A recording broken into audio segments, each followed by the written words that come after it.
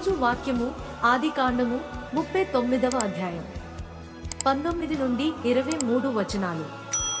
కాబట్టి అతని యజమానుడు, ఇట్లు నీ దాసుడు నన్ను చేసెనని తన భార్య తనతో చెప్పిన మాటలు విన్నప్పుడు కోపముతో మండిపడి అతనిని పట్టుకుని రాజు ఖైదీలు బంధింపబడు చెరసాలలో వేయించెను.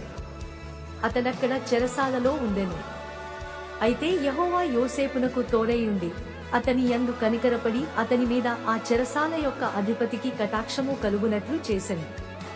చెరసాల అధిపతి ఆ చెరసాలలో నున్న ఖైదీలనందరినీ యోసేపు చేతికప్పగించెను.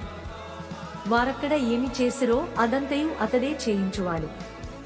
యెహోవా అతనికి తోడైయుండెను గనుక ఆ చెరసాల అధిపతి అతని చేతికి అప్పగింపబడిన దేని గూర్చి విచారణ చేయకయుండెను. అతడు చేయునది యావత్తు యెహోవా సఫలమగునట్లు చేసెను.